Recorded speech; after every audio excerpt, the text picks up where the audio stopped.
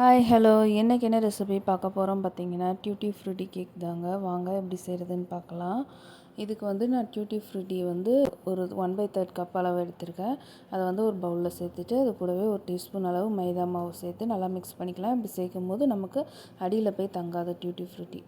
அதுக்கப்புறமா வேறு ஒரு பவுலில் 3 முட்டையை எடுத்திருக்கேன். அது கூடவே கொஞ்சோண்டு உப்பு சேர்த்து இதை நல்லா நம்ம பீட் பண்ணி எடுத்துக்கலாம்.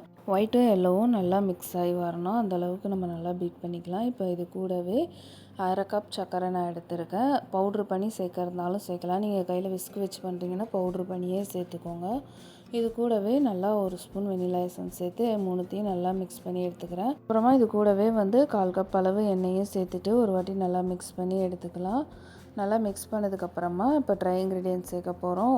1 கப்பு ப்ளஸ் 3 டேபிள் ஸ்பூன் அளவு மைதா மாவு, பேக்கிங் பவுட்ரு, பேக்கிங் சோடா இது ரெண்டையுமே சேர்த்துருக்கு. நல்லா சளிச்சு எடுத்துக்கலாம்.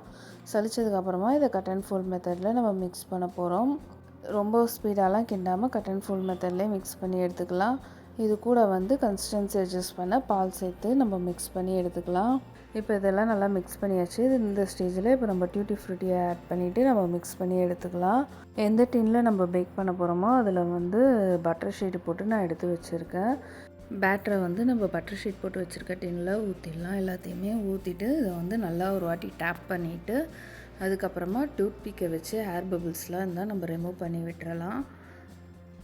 இதுக்கு மேலே இந்த டியூட்டி ஃப்ரூட்டியை கொஞ்சோண்டு நம்ம மேலே தூவி விட்டுக்க போகிறோம். 180 டிகிரி செல்சியஸில் 10 மினிட்ஸ் முன்னாடி ப்ரீ ஹீட் பண்ணி வச்சுருக்க அவனில் 35 to 40 மினிட்ஸ் பேக் பண்ணி எடுத்தோன்னா கேக் ரெடி ஆகிடும். இதை நல்லா ஆற வச்சுட்டு அதுக்கப்புறம் தான் நம்ம பீசஸ் பண்ணோம், இல்லாட்டி பிஞ்சு பிஞ்சு வரும். அவ்வளோதாங்க, சூப்பர் டேஸ்டியான டியூட்டி ஃப்ரூட்டி கேக் ரெடி ஆகிடுச்சு. இந்த ரெசிபி உங்களுக்கு பிடிச்சிருக்கோன்னு நினைக்கிறேன். இது போல் நிறைய ரெசிபிஸ் பார்க்க என்னோடய சேனலில் சப்ஸ்கிரைப் பண்ணி சப்போர்ட் பண்ணுங்கள். தேங்க்யூ ஃபார் வாட்சிங்.